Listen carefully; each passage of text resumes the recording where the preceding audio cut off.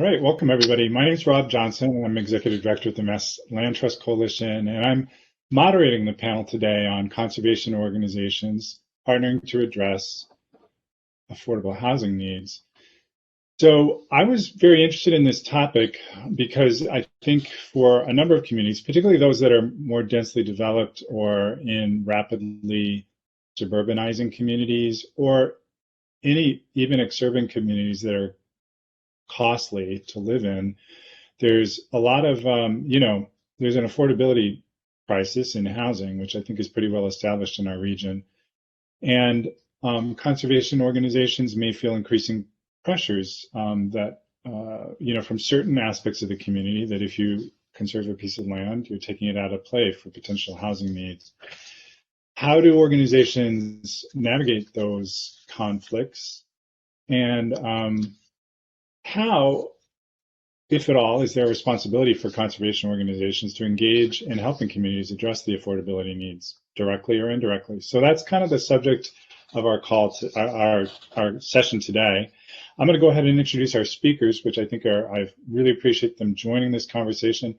Most every conservation organization I approached about being on this panel said, oh, but we haven't done much in that area, or we haven't really, we've thought about it, haven't done that much.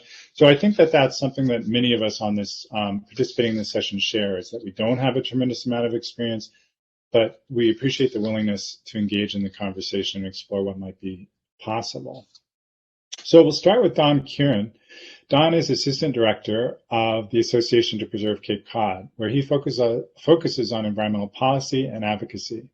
He works at state, regional, and local levels on growth management initiatives, promoting the adoption of land use and planning policies that advance smart growth, natural resource protection, and climate change adaptation.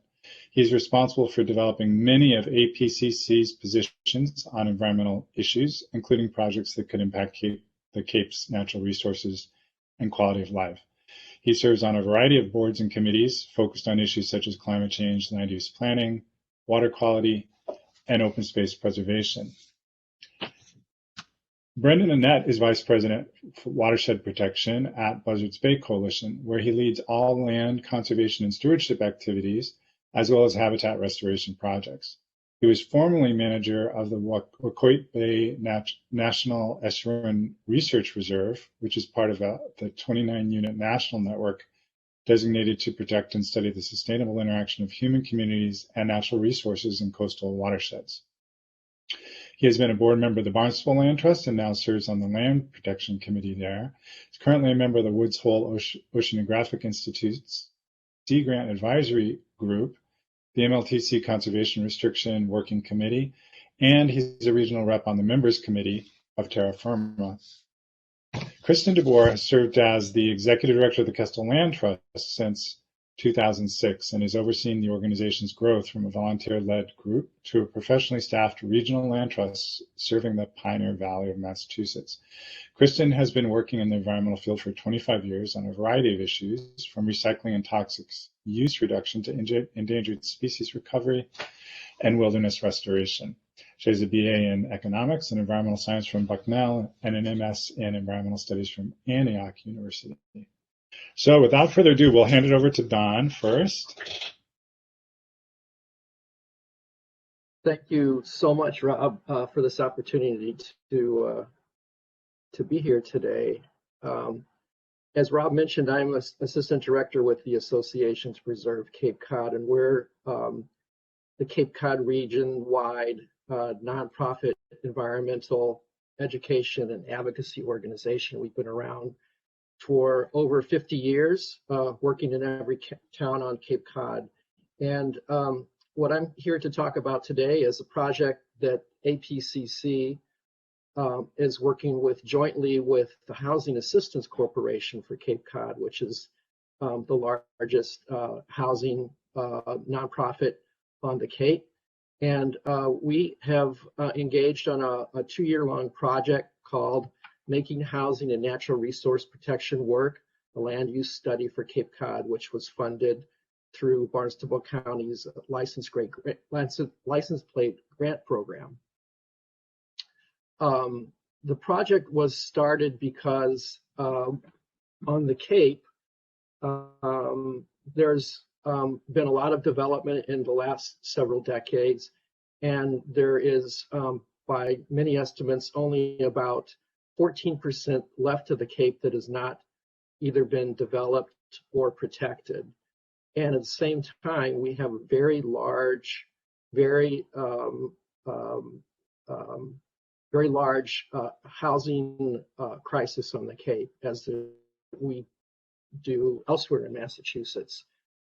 So the question is, how do we satisfy our housing needs, which are very real and very drastic, and at the same time protect the most important of our natural resources remaining on the Cape?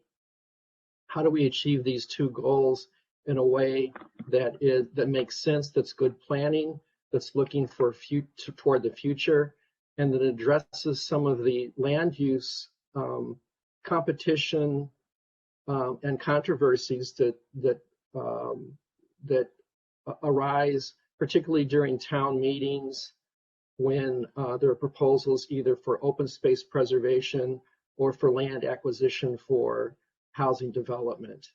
And so we wanted to get everyone on the same page with the two largest organizations, the largest environmental organization and the largest housing organization for the region, to get us together, to get everyone on the same page, all the stakeholders on the same page, to agree on where we should be focusing our efforts to protect our most vital natural resources, and where we should be focusing our efforts to invest in housing development.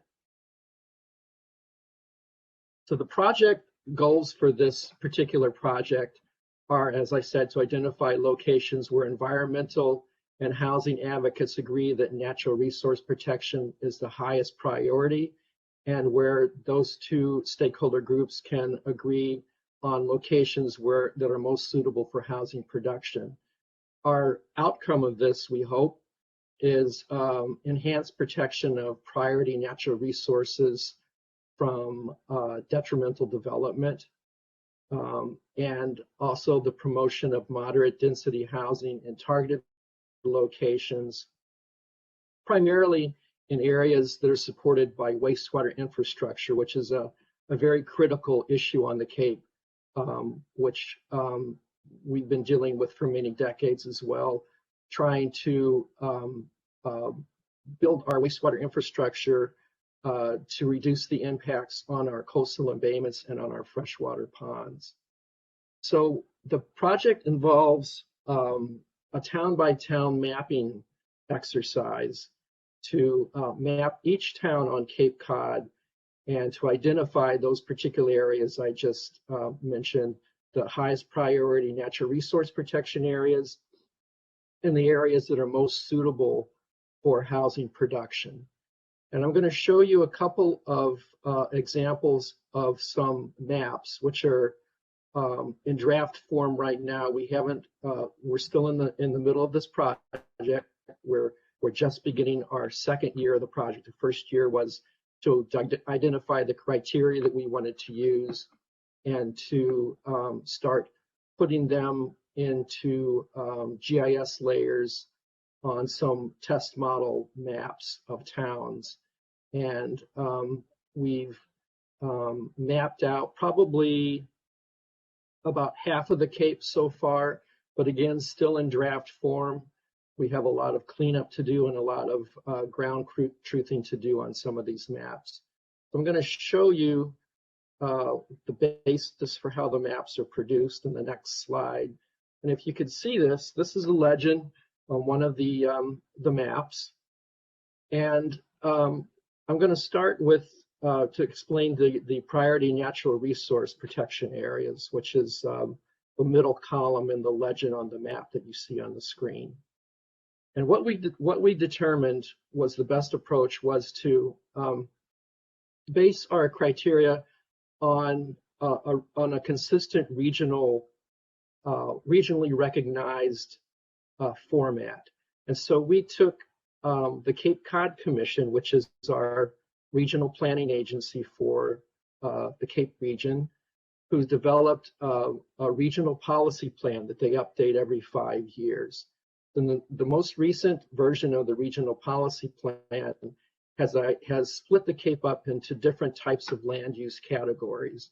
And the highest tier of land use, meaning the most, identifying the most critical areas on the Cape for natural resource protection, they're calling them the place types. And so we took the criteria that were included in that highest tier natural resource criteria area, and use those for the basis for our priority natural resource protection areas on our map. And that consists of, if you look on the legend, of DEP approved wellhead protection areas. In other words, the drinking water supply areas of the Cape, those areas that are within the DEP zone 2s, they're called, that are currently not developed, that are unprotected, undeveloped areas within the water supply area. The next layer that we're using are the permanently protected open spaces within each town. And then below that, as you can see in the lighter green, which is labeled combined natural landscapes, we added together several attributes just to make the map a little bit more readable. And that includes Biomap 2 core habitat and critical natural landscapes, and natural heritage's priority and estimated habitat data layers. And included also in the priority natural resource protection areas are the FEMA flood zone map layers, which are in brown. And what's not on this map, but will be included as a layer that could be taken on and off in the electronic version, are wetlands and the buffers around wetlands, and vernal pools and the buffers around vernal pools. For priority housing areas, as you can see on the far left, are the three purple rectangles, were done a little bit differently. Instead of using data layers, which existed because they didn't exist, we had to create some scoring systems of some attributes that are most suitable for housing. The number one attribute is existing wastewater infrastructure. And then the second highest attribute is areas where there are planned wastewater infrastructure to be put in place in the near future.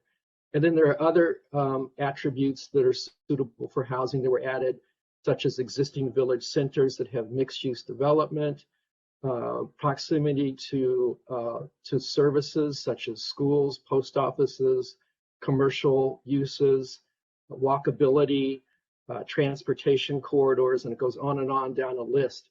And each one receives a particular score. And the more scores that there are within a particular area, the higher the suitability it is for housing. And these were, we took the whole Cape and put it into 30-acre hexagons.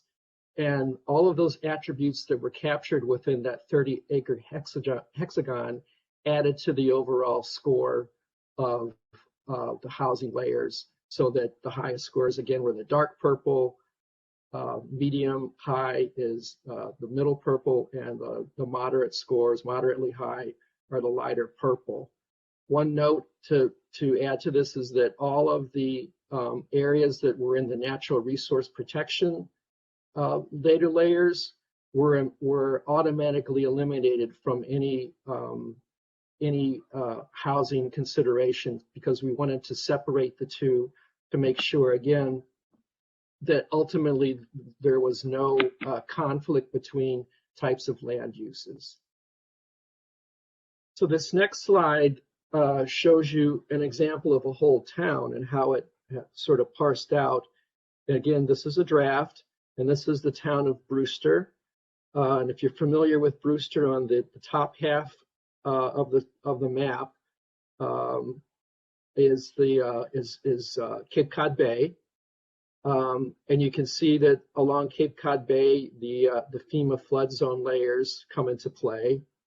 And then on the extreme left, on the extreme right of the map, you can see that it's primarily in this instance, in this town, where our natural resource protection areas have been located.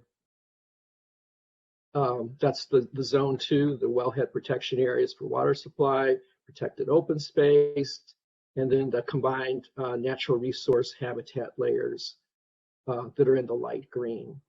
And also in this particular example map, you can see that most of the housing layers sort of ended up in the middle. And that makes sense for this town because that's where, if you're familiar with Brewster, our main street is, and where most of the commercial activity is in that town. And although there is no established village center, like there are in many of the other Cape towns, there were enough housing attributes to show up that there's some good, desirable suitability areas within that particular part of the town to make sense for concentrating housing development. The next slide shows an example of another town. This one is the town of Falmouth. You can see how that plays out in the town of Falmouth, where a lot of the natural resource protection areas, the areas that were protected open space, the zone 2s for drinking water supply, and the other natural resource protection areas are sort of, they're kind of sprinkled throughout the town, but the housing layers are concentrated a little bit more toward the south. And I'll show you a couple of close-ups of how this looks. This is again an example of Brewster, shows some natural resource protection areas, some examples of where they all come into play. In this instance, there's some FEMA flood zone mapped areas around freshwater ponds. And then the dark green again is protected open space. The lighter color green are all of the other habitat and priority natural resource areas that were identified in that town. We do recognize that in this particular instance, there are there's some development that occurs in there, but overall, what we want to do is discourage any further targeted housing development within these most sensitive natural resource areas. And in this last slide, it shows a close-up of again, the town of Falmouth. And in the lower level, you can see what makes sense is that Falmouth does have a downtown, and it does show that it is the area of the town that's most suitable for housing production. The core center of the village has the darkest purple, and then around that is the next level of housing suitability. And then makes sense beyond that is the next or lowest level of housing suitability that sort of spans out along the transportation corridors going in and out of the village. So we hope to roll this out, this full production of these maps in the summer, and start talking to towns and to other stakeholders, to private conservation trusts who play a large role in this, as well as to housing developers and to nonprofit housing corporations. And hopefully we can get together and bring this into some viable planning strategy for the rest of the future for the Cape. So with that, I think I'll turn it back over to Rob for the next presentation. That's great. Thanks so much, Don. I'll just remind people to go ahead and enter questions into the Q&A window, and we'll address those at the end. That presentation certainly raises lots of interesting questions. Brendan is going to give us a different perspective on a project-specific example right now. Great, thank you, Rob, and thank you, Don. I've known Don for a long time, and I think I just want to tell him in front of everybody this sort of much needed and very important. I've been involved on prioritizing natural resource protection, and specifically, which I think many people involved in this conference, are out looking to protect parcels for natural resource protection, and it's just been ongoing for my entire career, that if you're going to do that in a place like Cape Cod, you need to you need to not be against housing and identify the appropriate places for housing. And I think that's a really useful tool. And the reason I start with that is that my project didn't benefit from that type of thoughtful planning. It benefited from sort of half of that thoughtful planning. What happened was that as it played out, we were able to actually complete a project that resulted in real, actual affordable housing units. And that's something that I and everyone involved in this project are very proud of. So I'll take you through it. First, I want to tell you a little bit about my organization. It hasn't been around as long as APCC, but been around for more than 30 years. We're now based in New Bedford. We have about 11,000 members from the communities that surround the Bay. Our specific mission, which hasn't changed in that time, is very focused actually on sustainable use and enjoyment of the Bay and its watershed lands. So it's interesting, and I like to point that out, that use and enjoyment are in there, and that drives us. But that the sustainable part, I think, is the important part, and that we got to make sure we're not using these things up. Our entire organization is sort of built upon the foundation of this long-term water quality monitoring program that we've had in place for 30 years now, which has become the largest coastal water quality monitoring program that's really volunteer-driven in the Northeast. And that produces an awful lot of information, which we, for the past couple of decades, we've been translating into Bay Health Score, which is really driven by physical, chemical, and biological water quality indicators in the coastal waters, the estuaries, and the rivers that contribute to them. And this drives the program areas. Program areas are focused on water, primarily advocacy, basic advocacy for policies that are protective and supportive of a healthy bay, and that largely has to do with addressing pollution issues. Watershed Lands program developed in the late 90s when there became a recognition, very much so in southeastern Massachusetts, that the conversion of the landscape and changing land uses were one of the biggest, if not the biggest threat to the coastal water quality in the region.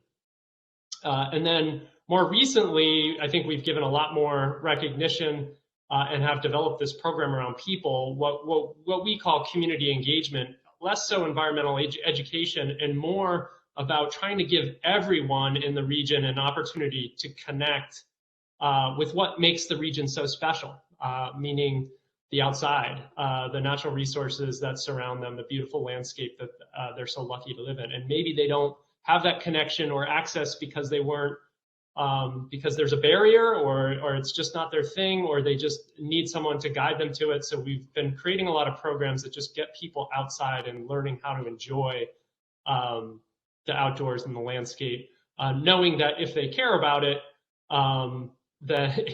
then they'll learn about it and support it, support protection of it. And if the next generation doesn't care about it, then all the work we do is really of no use. Our region is basically from Sakonnet Point in Rhode Island, encompassing Buzzards Bay. We also include Vineyard Sound because of the way hydrographically water is exchanged through the holes of Woods Hole, Robinson's Hole, Quick's Hole, between the Elizabeth Islands, between Vineyard Sound and the Vineyard, and then the entirety of the drainage area, or the watershed to Buzzards Bay, which extends up into Plymouth, almost to Kingston. From a land protection perspective, so I'm focusing on that program area. We are an accredited land trust and have protected about 10,000 acres of land since our program developed. We we have a pretty big area regionally to cover, so that's quite focused. I'm not going to get into this too much because it actually is very similar to what Don described on the natural resources side. We use a GIS analysis, and we've done this repetitively over almost 20 years to update a strategic plan with these strategic priority areas so that we're focused where we're going to sort of direct resources, time, energy, money to protecting land, knowing we can't do it all. And the types of things are similar to the types of things that we add to that analysis are similar to the types of things that Don discussed, including groundwater contribution areas, streams, rivers, wetlands, various natural heritage data layers. I was explaining this morning how in the last rendition of this plan, we also added resiliency attributes to this, but largely this is bay focused, meaning it's focused on water resources, drinking water resources, groundwater resources, stream, river, estuary, and coastal water resources. So we're protecting land. That typically means protecting wetlands and forests. Those, without getting into too many details there, that's the land cover type that is extremely important to protecting water quality because of its ability to basically to intercept particularly nutrient pollution in the type of environment that surrounds Buzzards Bay. So the project that I'm going to get into is a project along the Weebiantic River. So you can see our priority protection areas tend to be sort of either hugging the coast or linear. They're linear because they're hugging river corridors, and no exception here that we have a priority protection area along the Weebiantic River, which is the largest tributary river of Buzzards Bay. It drains from West Plymouth and Carver and southern Middleborough, parts of Rochester and Wareham, drains into the bay. That's the bay in the top left, underneath Interstate 195. If you're coming from Providence towards the Cape, you cross over this just before you sort of meet 495. So this is western Wareham. You can see the Weebiantic's very windy. This is at its estuary. The Weebiantic is an important resource, as all of our coastal streams are, for a variety of migratory fish resources, including the alewife here, one of the river herring, and the American eel. These are juvenile American eel, glass eels in the Weebiantic River. You can see two of them just gaining their color. Fish like the herring are born in the fresh water, move out and spend part of their life in the salt water, and vice versa. The eel actually is born in the out in the middle of the ocean, comes in and becomes an adult in the freshwater habitat. So this is sort of head of tide at the on the Weebiantic River, a place where we recently restored. This is actually shortly after a dam removal that we completed last year. A little bit upstream, the river looks like this. I'm sharing this just to show you what the area looks like and why we would be protecting these areas, right? So yeah, it's beautiful from a natural resource perspective, lots of wildlife habitat, certainly fish habitat. But on a map, you can sort of see top left, the river is coming in from Carver and Plymouth and exiting into the bay and the estuary at the bottom right. These green parcels are protected over time. Buzz Bay Coalition working very closely with the Wareham Land Trust for more than 15 years now, deliberately trying to compile and assemble protected parcels along the corridor of the Weebiantic River for water resource protection, the habitat protection, but also there's a tremendous opportunity here for basically a recreational corridor. Trails have been developed on these properties, and linkages have, we've been able to make linkages by sort of adding to these pieces. So that's why we have, explain this priority protection area that sort of hugs the river. I'll also say Wildlands Trust because someone might be listening. They contribute to this effort, have been a great partner to us here, and the Town of Wareham Conservation Commission. So at the top of this parcel, we had just protected those two big parcels that actually are more than 100 acres on the right bank or the eastern shore of the river. And just upstream of those is this parcel, only 10 acres in size, but I had been working with the Wareham Land Trust, particularly former President John Browning, and through this project, actually, Kevin Barsh, who became the president of the Wareham Land Trust, became very involved. But John and I were reaching out to various landowners in this corridor area, and actually had been talking to the landowner on the left side. The pink is just that's just how we map cranberry bogs. So there's small cranberry bogs on both sides of the river at this location.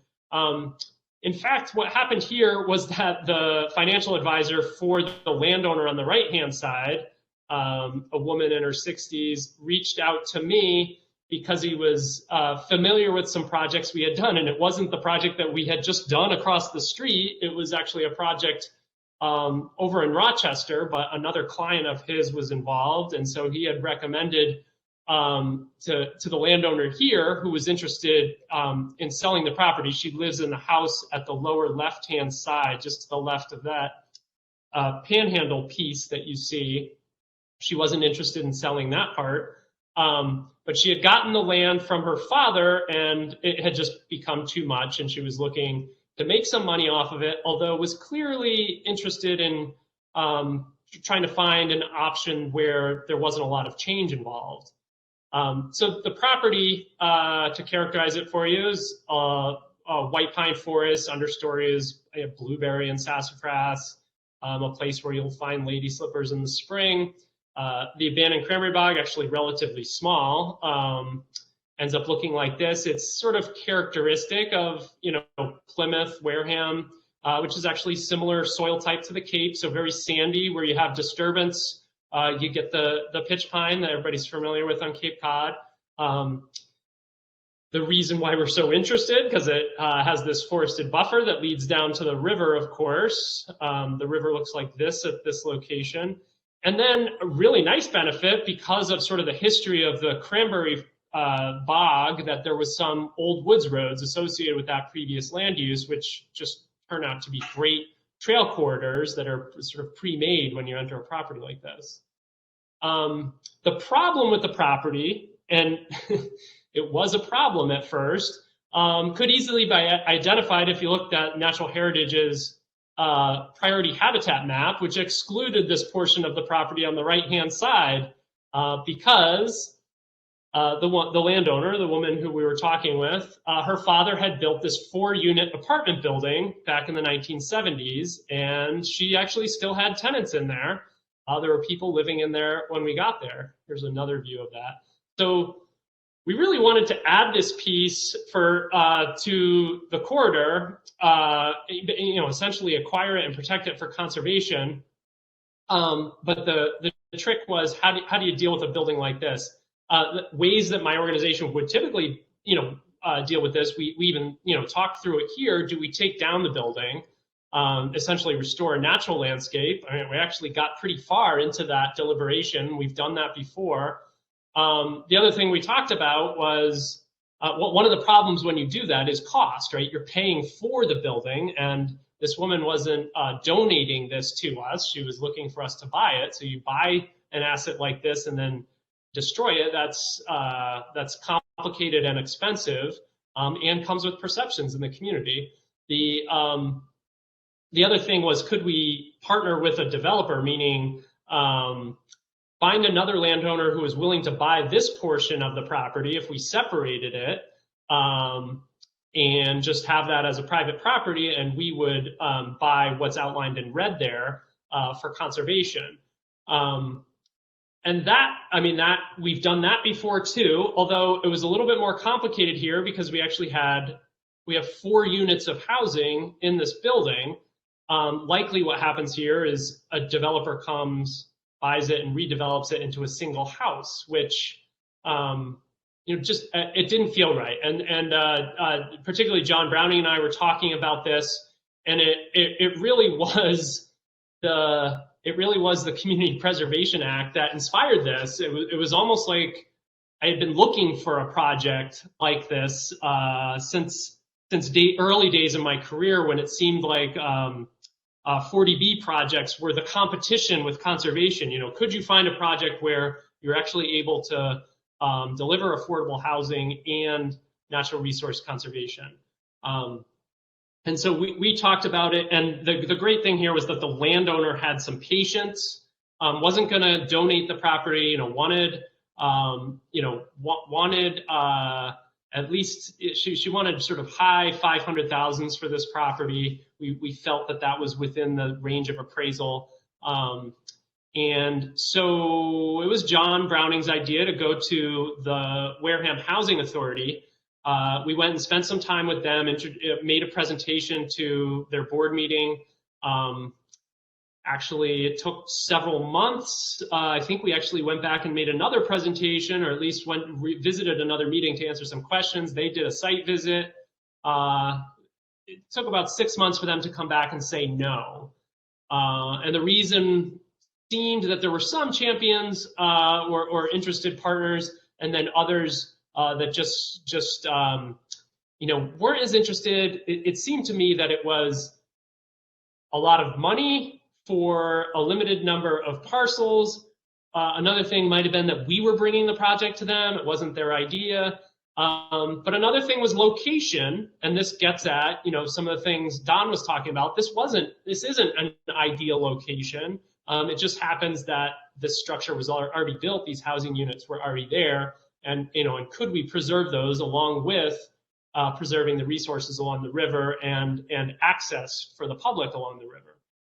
Well, there was some change in the committee, or some change of mind over some following months. We actually got called back to the Housing Authority and went back and did it again, and they voted a second time that they weren't interested and let us know. But somebody that was involved in that next meeting was actually a local pastor who was involved in supporting the homeless in Wareham, and he led us to this organization called Father Bills and Mainspring, which is based in Brockton. It's the merger of a shelter in Quincy and a shelter in Brockton that have been around for a long time. But at the time when we're reaching out to them, not only do they manage a couple of shelters, they manage hundreds of units of supported housing, where after homeless people are supported in a shelter, it basically gives them the next step to get out into the world and have a house of their own. And they're supported in getting back into the community. So a couple of things, really inspiring story, but secondly, an incredibly competent organization that we just lucked into finding this partnership with. The organization was very competent, meaning they're familiar with the CPA and going into towns. They're familiar with real estate. They're familiar with managing real estate assets. And the big thing here was that they were really interested in getting into Wareham. Well, the Wareham Land Trust, a local organization, and Buzzards Bay Coalition, who had worked in Wareham for a long time, had that to offer them. So it ended up really being a true partnership in that sense, where everybody was bringing something of value to the other partner. So there ended up being a combined request to the CPC. It actually was led by Father Bills and Mainspring, supported by the Land Trust and Buzzards Bay Coalition. We then got the Conservation Commission to be involved, to be the actual landowner. We were able to get another environmental grant from Buzzards Bay National Estuary Program, relatively small. Father Bills got another grant from Mass Housing, which actually came through a local entity in Wareham. And we subdivided the property. We left this strip with conservation that's immediately behind the house. We actually included some money in the CPA ask for fencing so that the conservation area was clearly separated from the residential area. We did some trail development, laid out trails and set up parking areas and signs, all of which connected to the trails on the adjacent properties. Installed those. Buzzards Bay Coalition now holds the CR over the ownership of the Conservation Commission. There's some great trails out there that lead down to some access to the river. And we had a big celebration which was really something that everybody involved could be proud of, and resulted in some site tours both of the house as well as of the conservation land, and sort of lead to us telling this successful story. We believe that we believe that this was the first actual units of housing that were supported by CPA in Wareham. Meaning affordable housing grants had been made before to the Housing Authority, but that was for maintenance of existing housing. So this added four new units of housing in Wareham, in addition to protecting this 10-acre piece of land along the river and creating some public access.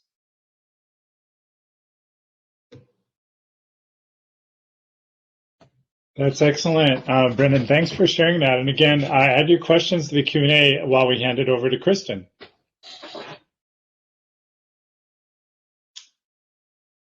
Okay, hi everyone. I wish I could see you, but you can see me. Thanks for being with us. So I'll start just by saying that we are not an expert in any way on this topic. But we are open to the partnership idea, and I think that is the story that I want to share here today. So I'm the director of Kestrel Land Trust.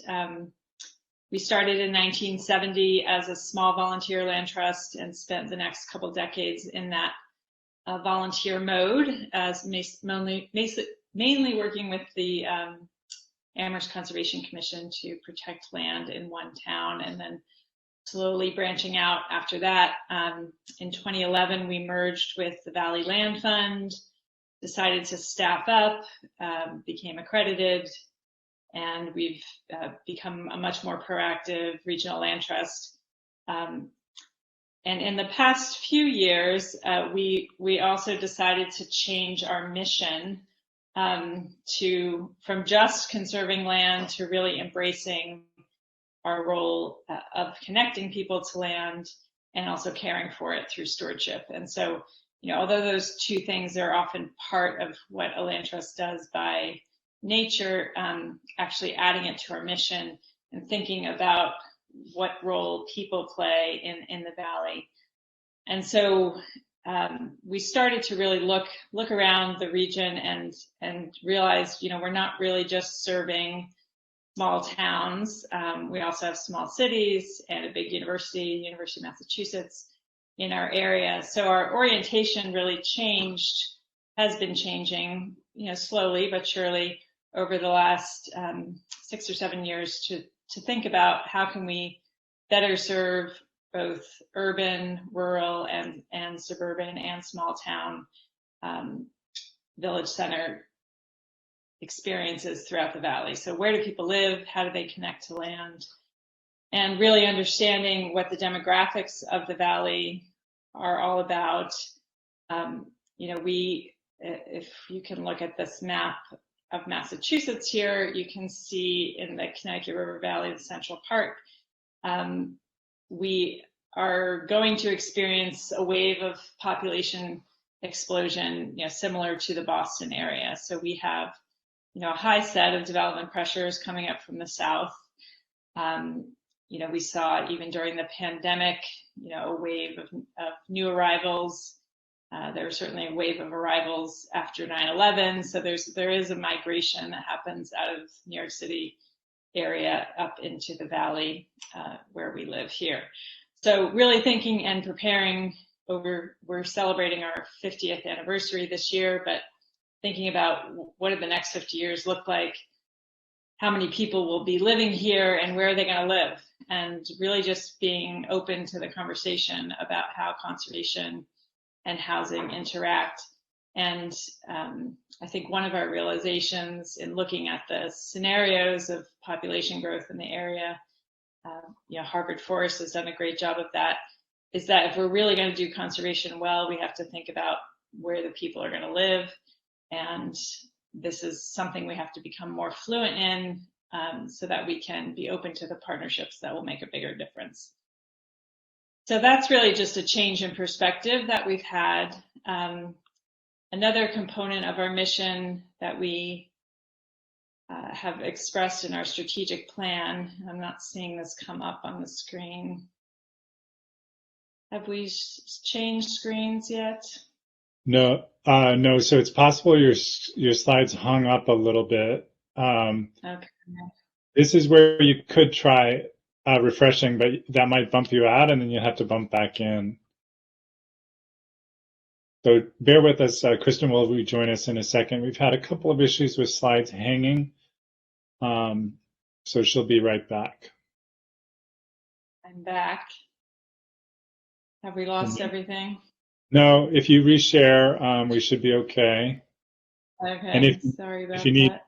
If you need me to share, just let me know. Okay, I've put the PDF back up, so hopefully that will work. But what I was about to explain when this comes up is, you know, like many of the land trusts in the in Commonwealth, we do all sorts of conservation, right? So we're a generalist land trust. We do agricultural conservation with MDR. We do state park work with DCR. We do large forest scale forest preservation with Department of Fish and Game. We've done a few big forest legacy projects for working forests.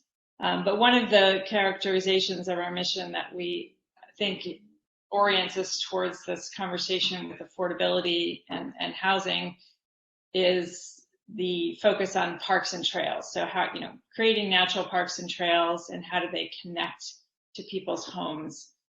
So we've had this way of thinking about conservation as providing conservation that's close to home, which many of us do.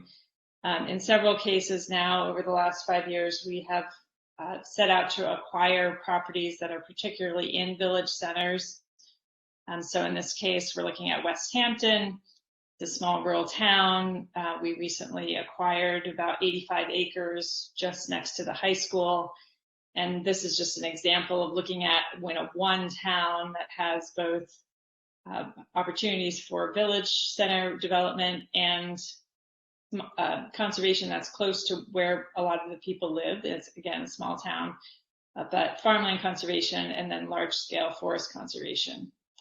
In the city of Holyoke, we recently engaged in an acquisition of an urban forest next to Anniversary Hill. It's just a 14-acre addition, but we're intending, we've now pre-acquired the land, but once we fund it, we'll be working with the city of Holyoke to revive it and connect it to many of the lower income communities around the area. So far what I've explained is not that we're doing affordable housing. Works with where people live. And, you know, I don't think this is a really novel approach, but it has been a shift in perspective for our board, for our staff, and just a different way of conceiving of our work.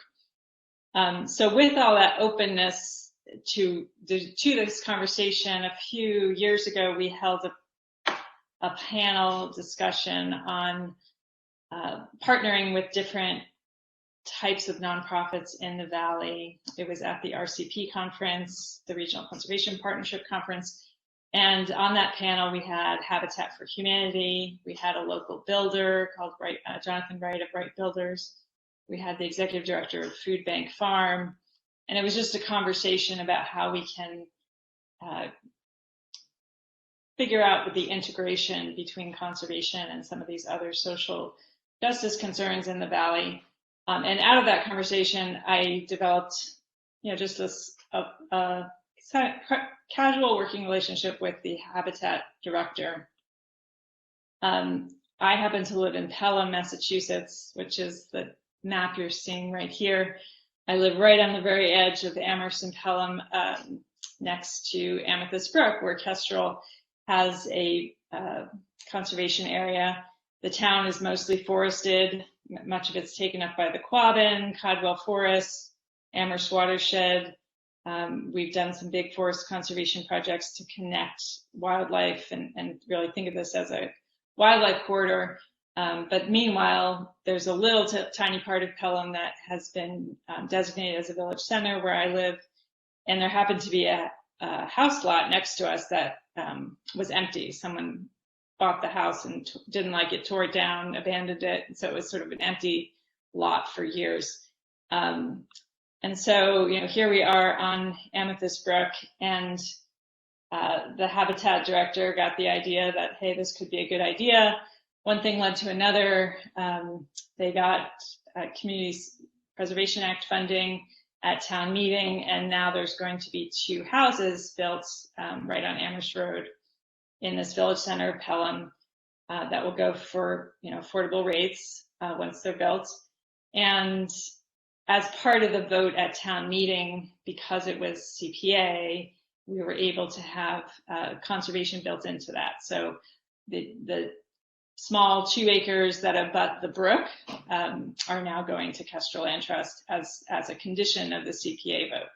So I think this is an example of just being open to the conversation. One thing leads to another, and there's an opportunity to slightly expand the conservation holdings along Amethyst Brook, which is a very popular conservation area in the region. In a very similar way, just next door, as a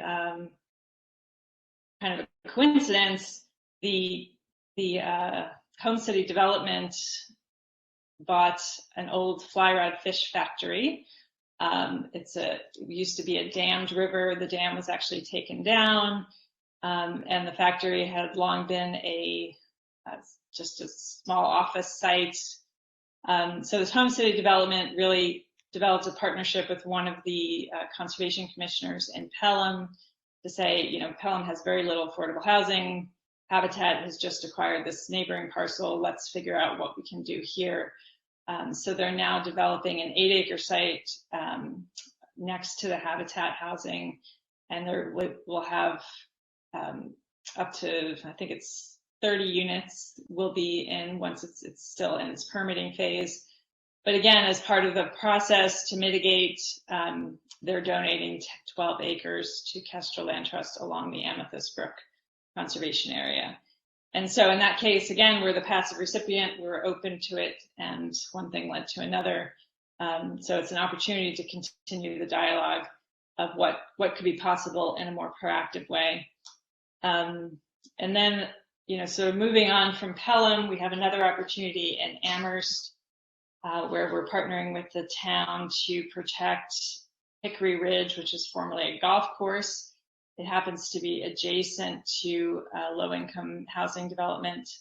And as you can imagine, there's a fence around the golf course.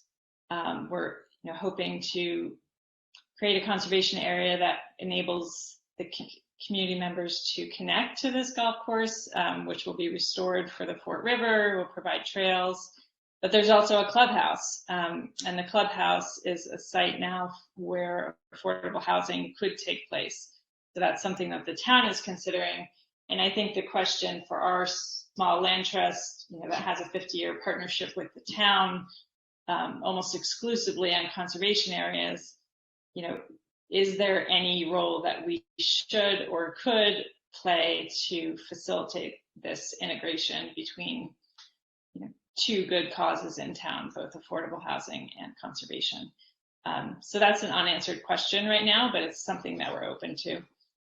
And then finally, with the help of researchers in the area, Kate Sims at Amherst College and who works with Harvard Forest, we're starting to look, more carefully at what communities need to be served better in the valley, who's being left out.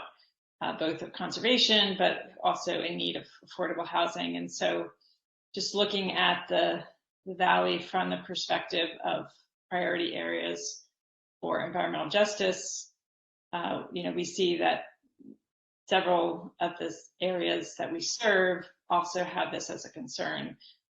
So East Hampton for one, Holyoke for another, also Amherst, and a little bit in Northampton. So affordability is a concern everywhere. I think the upshot is that we've tried it at a small scale in a small town. basically being open and receptive. The question now is, can we be more proactive? And what are the signs to look for, both for opportunities and for challenges? And in talking with some colleagues about this over the last few weeks, actually, there's a couple of flags that come up. One question is around 40B proposals. They can sometimes that process can be used to override local zoning, which is often more restrictive than state regulations for wetlands or other bylaws that might protect environmental concerns. Another question around 40B is, how affordable is it compared to habitat housing or different smaller scale low-income housing? And then I think the question is, how can we use conservation to drive the conversation and not just be passive recipients? So let's say there's a 100-acre parcel. It becomes, it's too expensive for conservation alone. What are the right partners to bring to the table so that most of the sensitive and high priority areas can be protected while partnering with an organization that really has the capacity to bring housing to the table and perhaps more funding to protect the land? So those are the questions that we're starting to ask ourselves as we look around our region for new opportunities and see what we can do to make a difference. Thank you. So I'll pass it back to Rob for questions and answers. That's excellent, Kristin. Let's bring all of our speakers back on camera, if you can. I'm having a problem with my own camera, but you don't really need to see me. And even if we just have audio, I think we can have a discussion here. We'll start with some questions that are in the chat.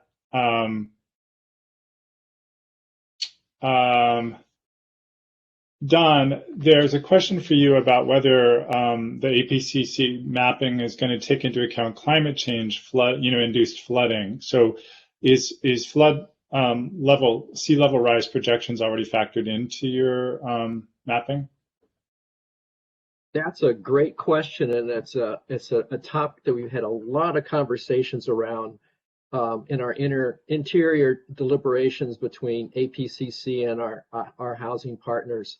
Short answer is the map does not make any projections there. It's using existing FEMA flood zone maps because we wanted to, first of all, to maintain that regional consistency. So the Cape Cod Commission only uses the existing FEMA flood maps for their designation for natural places. So we mimic that with our priority natural resource protection areas. The problem on the Cape is that with coastal areas, particularly, we're very interested in seeing potential for salt marsh migration as sea level rises. A lot of times, though, there are existing development barriers, roads, other types of construction that are blocking potential migration. But in those areas where there is the potential, we've noticed on our maps that it's automatically mapped for natural areas, for those light green areas that I showed you on the map. So we do have, in many instances, those areas, quote unquote, covered on our map, but the FEMA flood zones are the existing flood zone, and that's what shows up. The debate was that we were getting a lot of pushback and continue to get a lot of pushback from towns when we show them the draft map and show them where the flood zones are, and that we've eliminated housing potential from those areas. And they don't necessarily want to see that because they've got some commercial growth that they're looking at and potential areas for housing. But internally, we agreed with our housing partners that we would exclude those areas for housing potential because of environmental protection issues, and also just as importantly, and maybe even more importantly, for environmental justice issues.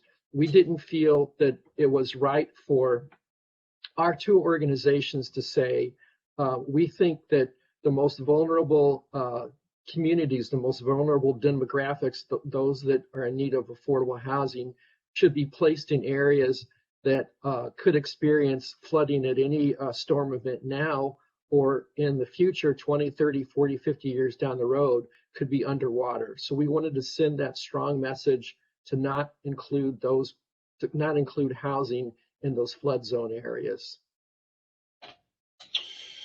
Interesting. That's great. And before turning to the next question, I want to encourage those who are in the room here to view the questions. And if you have a response to one of the questions, feel free and add a question that's actually a comment responding to one of the other. There's a couple of good questions in here that I'm not sure any of our panelists will have an answer to. So if you as an attendee have a thought, feel free and chat that as a comment in the Q&A, and I'll add it to the discussion since we don't have the benefit of being able to unmute you.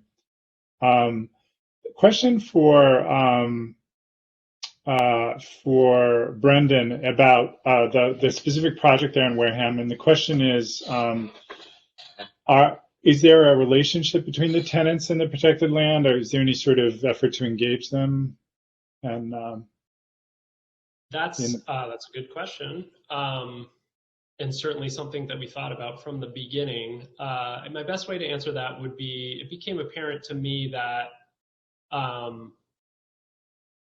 these are neighbors, and these people are getting getting things pulled back together in their life, and their neighbors, and they're not living on our property, they're living in their homes, so we're their neighbor as much as they're our neighbor.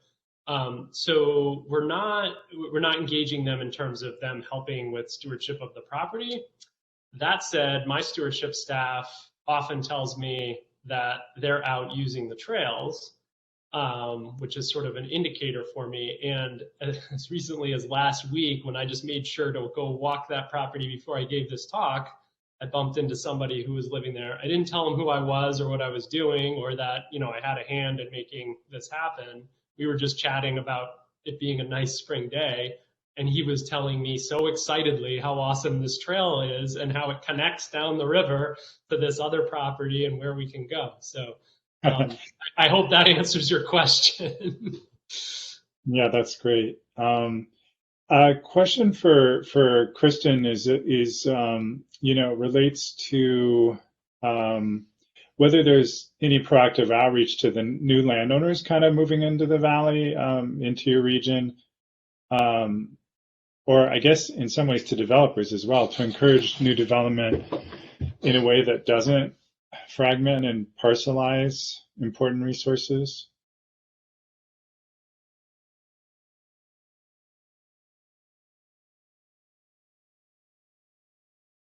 Are you able to hear me, Kristin? Oh, are you on mute? I'm on mute. Okay. I think the goal is to be able to have a level of expertise where a partnership would be feasible with developers. So,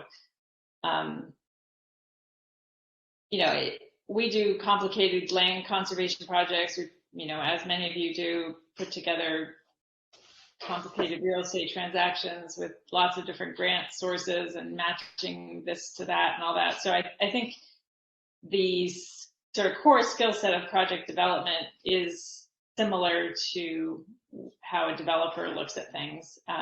I happen to be married to an architect, so I live vicariously on some of his projects.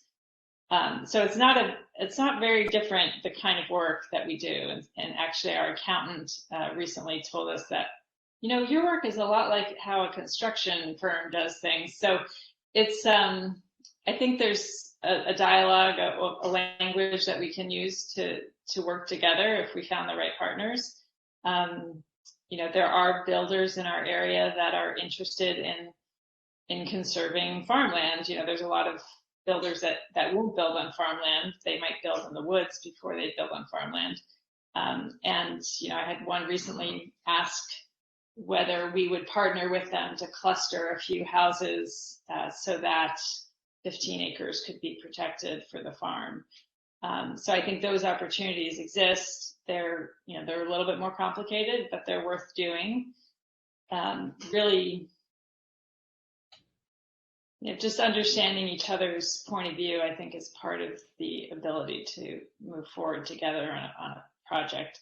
I guess I would say I'm most interested in partnering with developers when we can't afford to conserve the whole property, right? So that's the value added from a conservation point of view. Right. While you're on that topic, Kristin, I mean, and any of the panelists here might comment on this. It seems to me that there's some history in our land trust movement of doing limited development. Partnering with the developer when the parcel is too expensive. But it seems like the easier path is to work with a market rate developer where you're sort of dealing with a relatively straightforward development process. I mean, everything still has to go through planning, but it doesn't have to go through cycles of all the funding hoops that affordable housing developers go through, all the complexities. Is there something different about, I mean, what do you think is the necessary ingredient to get an organization to wrap their mind around the added complexity, the added delay, the added process of involving another mission-oriented aspect of affordable housing? Maybe starting with you, Kristin, and bringing your board along for that. I'm interested in how a board deliberates and decides to move into this territory when it's not, some would say, core mission. Well, I have two answers to that. I mean, one, I think the Community Preservation Act put us in the same boat, right? So because every time we do a project in a town that has CPA, it's almost always comes up as a question, well, how much is left over for affordable housing or how much is left over for conservation? So if there's an opportunity to come to the table together, and even better, add in a historic project and ring all three bells at once. I think that the state's CPA Act has basically set that up for partnership to the extent that there can be significant funding from the town to make it happen. So that would be a great reason to partner. We recently were presented with a new opportunity for a more urban area of our region, and I had a few conversations with our board over the last few days. This all coincidentally happens to be the Affordable Housing Week with this presentation as well, but I was really kind of testing the board to see if they felt like this was within our wheelhouse. It might be a little bit outside of our comfort zone, but there's a definite consensus and enthusiasm to see that, as population grows, as more people move here, if we are going to be successful on a larger scale, we can't do it alone. We can't do it the same way we always do it, which is to try and the table. And so even if it's more complex, if it ends up that more of the land is conserved, I think that's worth doing. That's the upshot. That's great. Let me turn to Don. Don, there's a question here about whether on your priority mapping, the areas that are showing up in purple for priority affordable housing developer, they tend to be undeveloped parcels or parcels where redevelopment would be necessary? Yeah, another good question. And again, you have to think about the Cape if you're familiar with the Cape, and what I said earlier, that there's roughly 14% of the Cape left that's either not developed or not protected. So in looking at the darker purple areas on the map, those are primarily in most towns going to be where our wastewater infrastructure is located, and that's kind of the purpose behind this. We wanted to encourage and direct future housing growth first and foremost to those areas that have wastewater infrastructure, and those areas are going to be where the village centers are, or where most of the development is right now. So what we're looking at, for the most part, in most of the housing areas, and in particularly in the highest priority housing areas, what we're looking at are redevelopment potentials. And those areas are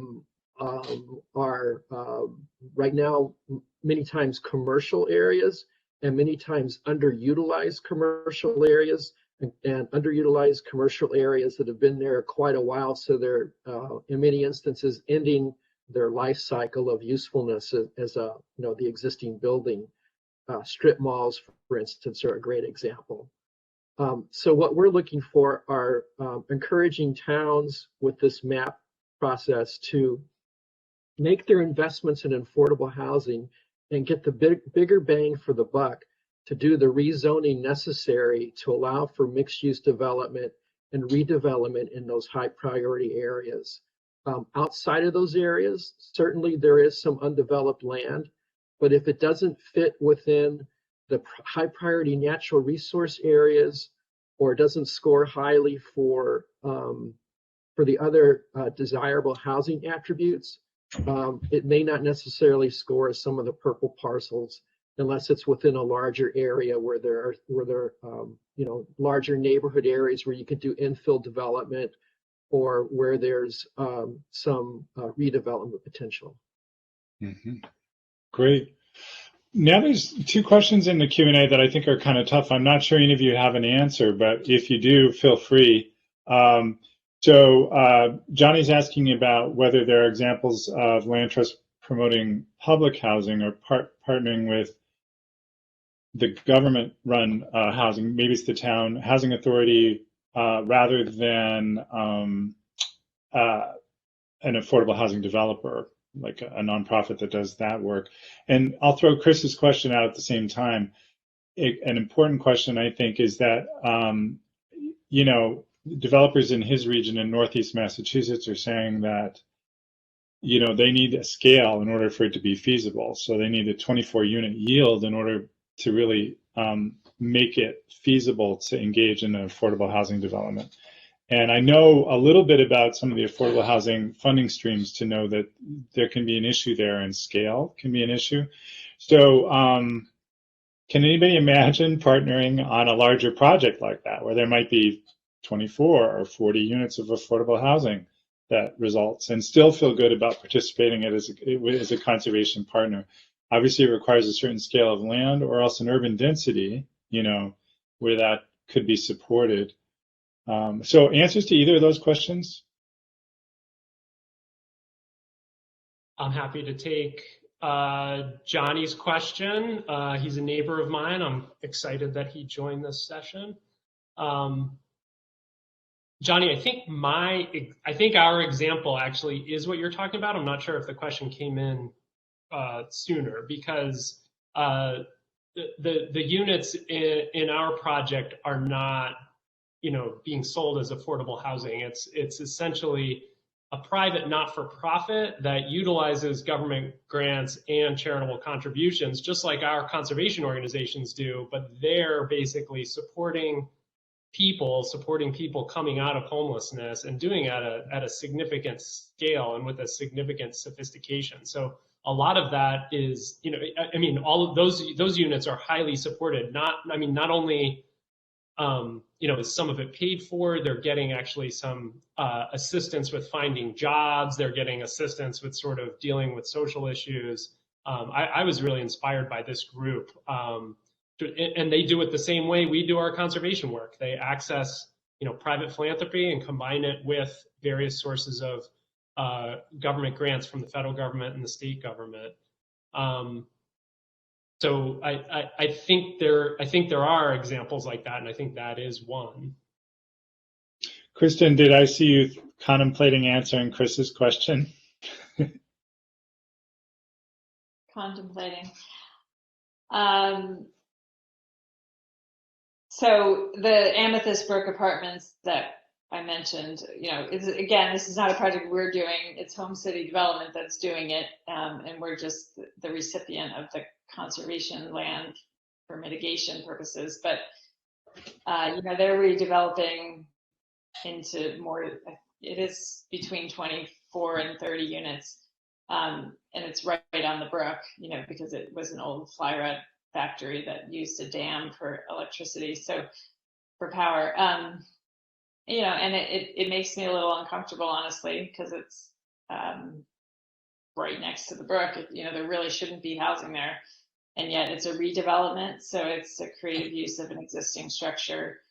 But I think there are a lot of environmental concerns. So to me, it has to be about, you know, what can the site support? And I really like the way Don has characterized the mapping process to really figure out what the natural resources values are first, and then figure out where the housing goes after that.